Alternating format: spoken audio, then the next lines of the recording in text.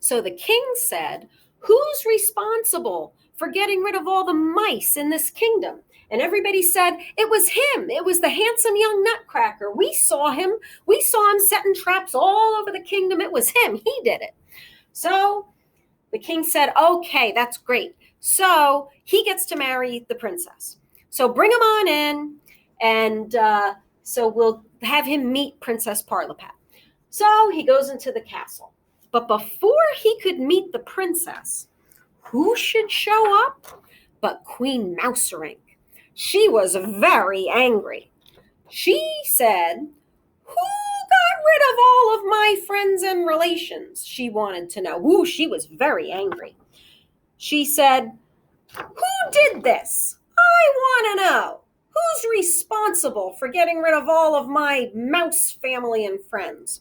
And everybody said it was him. It was the handsome young Nutcracker. He did it. We saw him setting mouse traps all over the kingdom. He's responsible.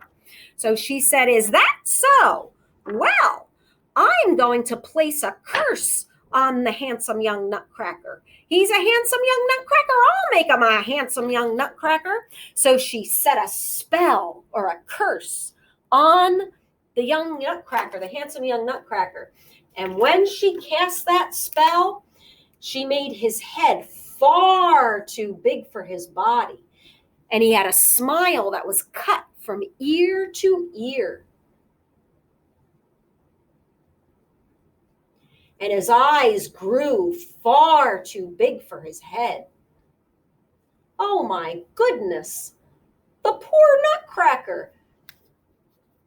She turned him into a real Nutcracker. That was awful. And when the princess came in and saw him, she screamed. She went, ah, I'm not marrying him. And she walked away. Wasn't that awful? That was just terrible. Poor Nutcracker. Now he has this terrible condition that he's turned into a Nutcracker by the queen of the mice. Well, his uncle was so upset, he didn't know what to do. No doctors could help him or anything. So he took him to an astrologer who said, don't worry, your nephew doesn't need Princess Parlapat's kingdom because he's going to have a kingdom all his own. So his kingdom maybe will look like this. Okay? Some kingdoms have like spires and stuff. Okay, so he's going to have his own kingdom, maybe with a little flag on top. Okay, so he's going to have his own kingdom. He doesn't need her kingdom. And the spell can be broken. He has to do two things. First of all, he has to defeat the seven-headed mouse prince. That's the first thing he has to do to break the spell. He has to defeat the seven-headed mouse prince. And the second thing is that someone has to love him just the way he is as a Nutcracker. So that was the end of the story.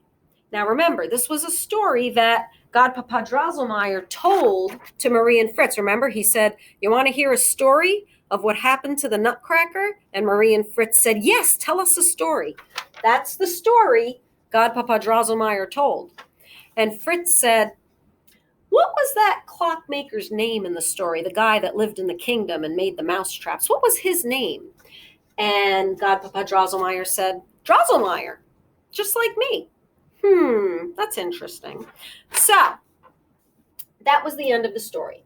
Now, Marie's mother said, okay, kids, it's time to go to bed. Time to put your toys away. The party's over. Everybody left. It's Christmas Eve. You got to go to bed. Santa's coming. So Fritz took all of his toy soldiers and put them away nicely in their toy cabinet. And they had this nice toy cabinet.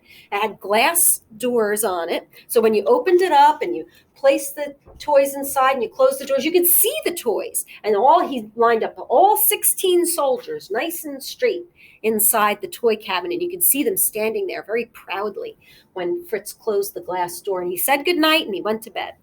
And their mother said, okay, Marie, your turn. Put Nutcracker away in the toy cabinet so we can go to bed. And Marie said, oh, couldn't I stay up just a little bit longer? just yet?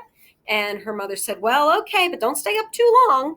So everybody went up to bed. And now Marie was alone in the living room where the toy cabinet was. And all this, also there was this big grandfather clock in the room too. And the grandfather clock was really big, and it had an owl. Actually, maybe it was square on the top. So this was the grandfather clock, and there was this owl on the top of the clock. And it was wooden. The whole thing was wooden. And so the clock struck midnight. Bong, bong. Okay, it struck 12 times, and she knew it was very late. And she looked at her Nutcracker, and she said, oh, Nutcracker, I feel so sorry for you. That was such a sad story about what happened to you. So she put him in the toy cabinet, and she closed the door, and she saw him standing very nicely and very proudly behind the glass in his uniform. And the room began to kind of waver a little bit, and lights began to flicker all over, and the owl on top of the clock, she thought she saw its wings moving. She thought, what's happening? And the floor began to rumble and shake, and she thought, oh my goodness, something's happening. And all of a sudden, a bunch of mice started entering the living room. Hundreds of them, just like in Godpapa Drosselmeyer's story about what happened in the kitchen with the queen. They started pouring in through the window and squeezing under the door and squeezing through a crack in the wall. Hundreds of mice just pouring into the living room, just like in that story. But in this situation, they were getting themselves into these straight lines, marching in these straight rows, like they were an army or something. And she thought, oh my goodness, it's like a mouse army. What's happening? And then all of a sudden, the floorboards broke open. They were wooden. The floorboards broke open. They bust open. And out came this large figure with 7 heads and a shiny crown upon each head. And she thought, oh my goodness, this must be the Mouse Prince.